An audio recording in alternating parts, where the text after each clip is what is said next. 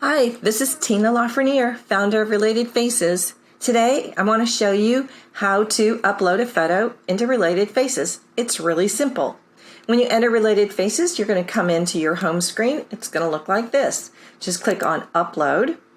Now, there's two ways that you can load a photo. You can either click on the purple words Upload a Photo and we'll open up a browser window for you, or you can drag and drop the photo. I've got a photo right here of my Aunt Ida and her husband Clarence. So first thing you're going to do is you're going to name the photo. We're going to call this Ida and Clarence. And we'll call it Wedding. Now I know that they're from Indiana, so I'm going to put that in here. United States. And I'm going to select Indiana. I know that they're from Porter County. And I know that they lived near Portage Township.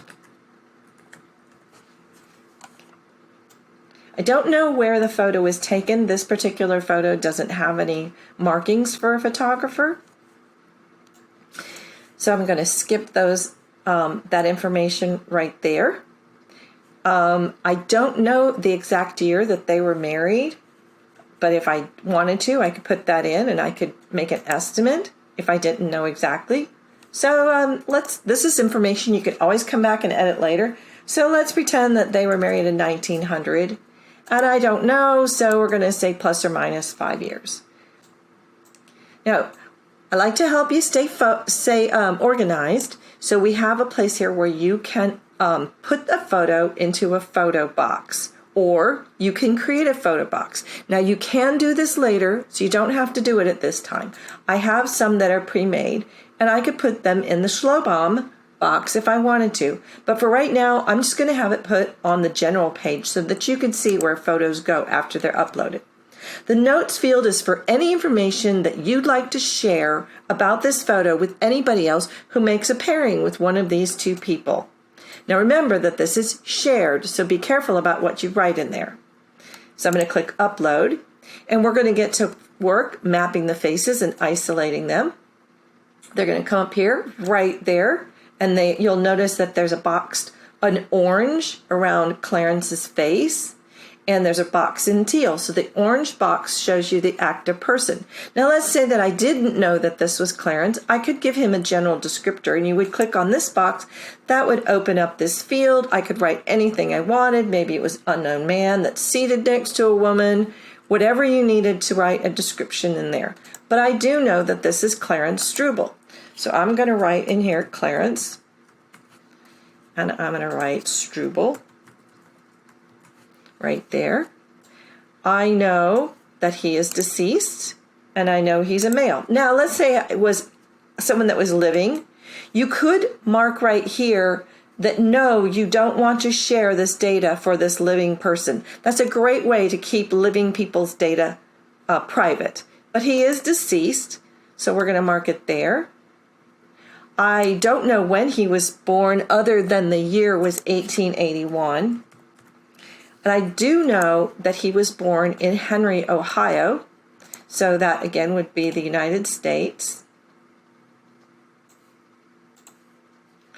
And it was Ohio. And I can write in Henry.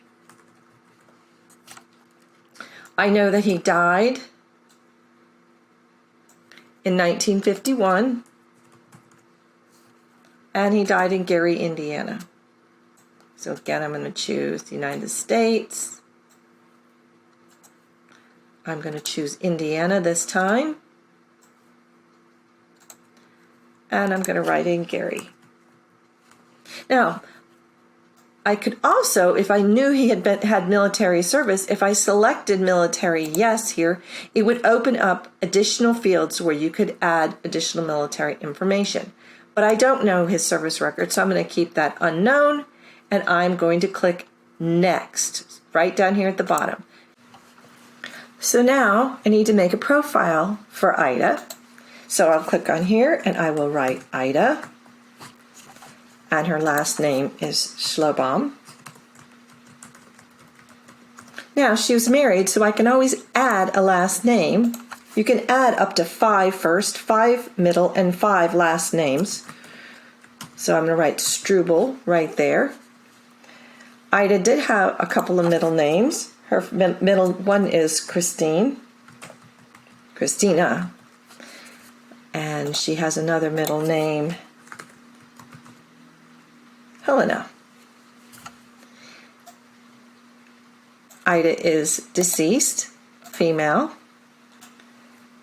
and she was born in October on the 30th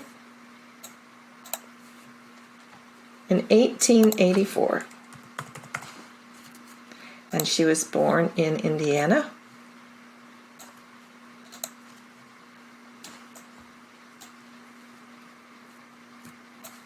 United States and Indiana, and she was born in Porter County, and she was born in Portage Township, and I know that she died in April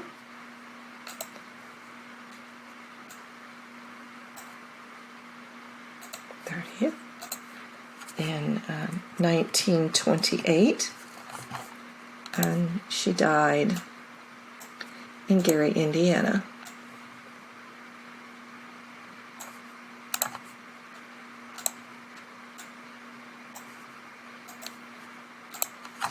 That's Lake County. Gary. And then now that I've added all the information about my two people, I will click the Submit button. It will take my photo and put it on the My Photos page. It will put my people on the My People page. And that is all there is to loading photos in Related Faces. I hope you enjoy it, and I hope you make lots of pairings.